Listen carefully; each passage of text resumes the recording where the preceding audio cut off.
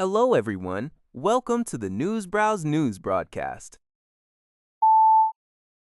Global news reports that U.S. prosecutors have linked an Iraqi national Mohammad Saad Dawood Al-Saadi to the March 2026 shooting outside the U.S. consulate in Toronto, as well as an attack on a synagogue in Canada.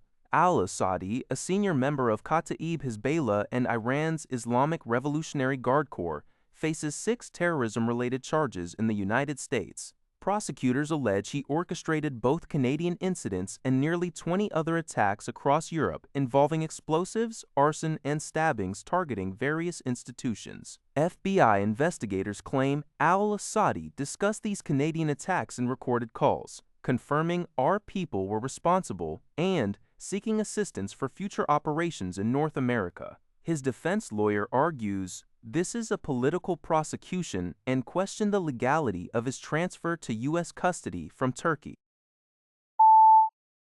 According to Leonie Zobao, a report by the U.S. news website Axios citing classified intelligence indicates that Cuba has acquired more than 300 military drones.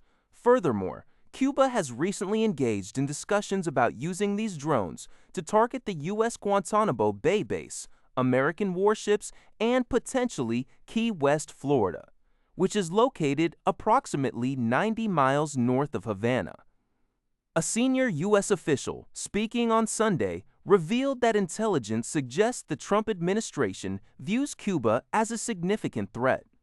This assessment stems not only from Cuba's development of drone warfare capabilities, but also from the confirmed presence of Iranian military advisors in Havana. The official added that this intelligence could potentially serve as a pretext for the United States to undertake military action against Cuba.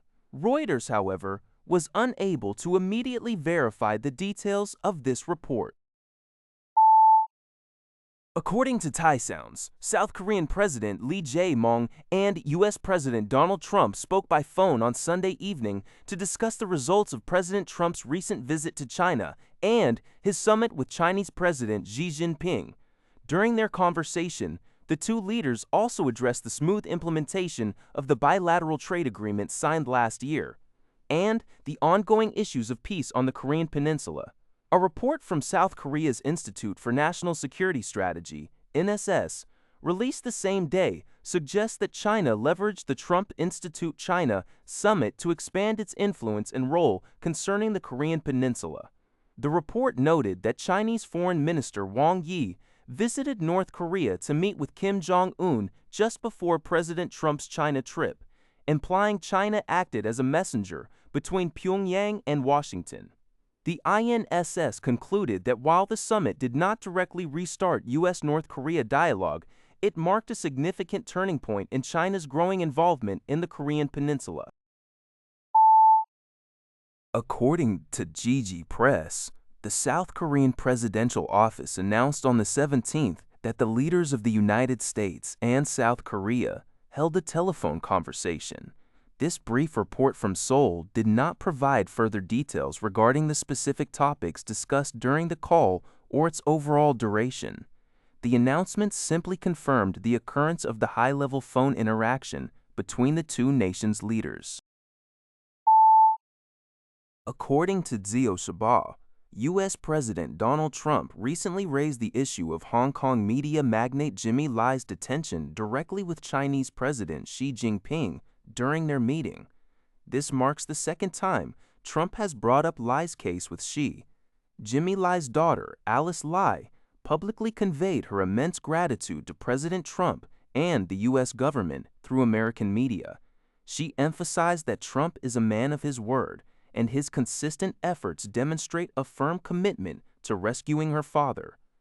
Lai has been held by the Chinese Communist Party since 2020 and was sentenced to 20 years in prison in February for violating Hong Kong's national security law. U.S. Secretary of State Marco Rubio had previously condemned the verdict as unfair and tragic. Before Trump's visit to China, both Democratic and Republican lawmakers urged him to pressure Xi on Jimmy Lai's case, as well as that of Pastor Kim Myung-il of Zion Church. to which Trump responded he would. That's all for this video. Thank you for watching. See you in the next video.